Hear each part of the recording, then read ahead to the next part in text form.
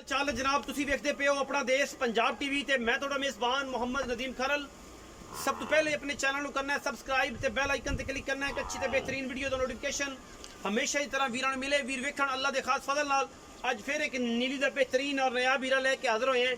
इंशाल्लाह वीर राजी होंगे। प्योर नीली दी और खूबसूरत तरीन जनाब आला और नहायत खूबसूरत और पूरी बरीक जनाब झोटी है। पहलन या दूजन ये सारी कंफर्मेशन मालक तो करांगे। सिर सोना हड्डियां टाका खुडा पुठा नस्लदार तुहाडे सामने पशम झोटी के उत्तर गिठ गिठ है एक हड्डी और बाकी मामला सारे वीरां दे सामने ने। बूरी है और जनाब कैली भी इन्हूं कहने बूरियां भी कहने ये जनाब चीज़ तुहाडे सामने है। माशाल्लाह बड़ी खूबसूरत है। प्योर ब्रीड दे विचों है खास नीली दी और जनाब पूरी कच्च दी हड्डियां दी बड़ी जनाब झोटी।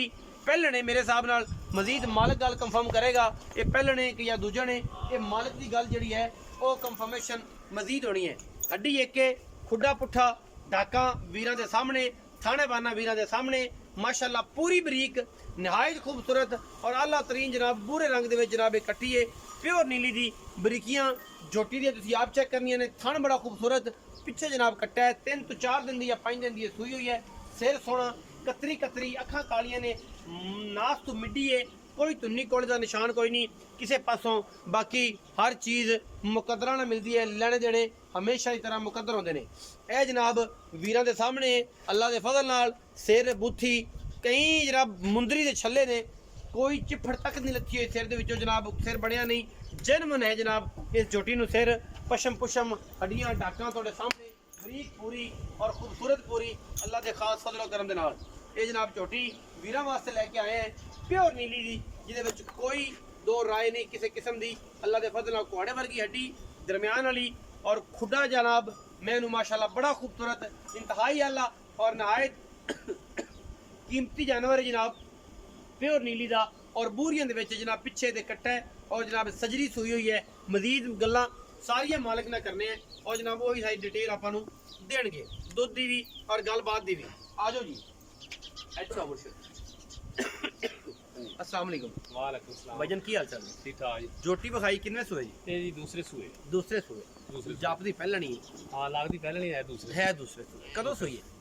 इन्हों आज तीसरा चौथा दिन सूए 4-5 दिन हो गए। हाँ अच्छा किन्ने धारा से 12 से लैके 12-13 किलो सारियां सारियां निचोड़ निचोड़ 12 सिर पक्कियां। हाँ अच्छा हुण मुनासिब जी गल आपां मुल दी कर लईए जिहदे च लम्मी चौड़ी पंड ना चकाया जे नाम नहीं दस्सिया जी।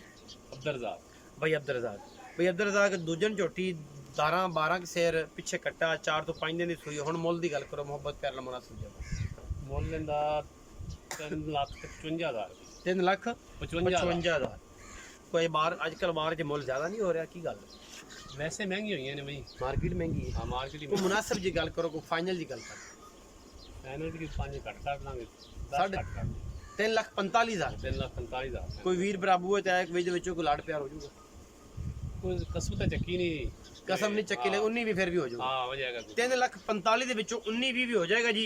ਇਹ ਜਨਾਬ ਦੂਜਾ ਝੋਟੀ ਹੈ ਪਿੱਛੇ ਜਨਾਬ ਇਹਦੇ ਕੱਟਾ ਹੈ ਦੁੱਧ 12 ਸਿਰ 2 ਟਾਈਮ ਚੋ ਕੇ ਤਸੱਲੀ ਕਰਕੇ ਛੱਟਾ ਫੋਰਾ कोई छटा ਗੰਢ ਮਰੋੜੀ ना गंढ ਹਰ ਚੀਜ਼ ਦੀ ਗਾਰੰਟੀ।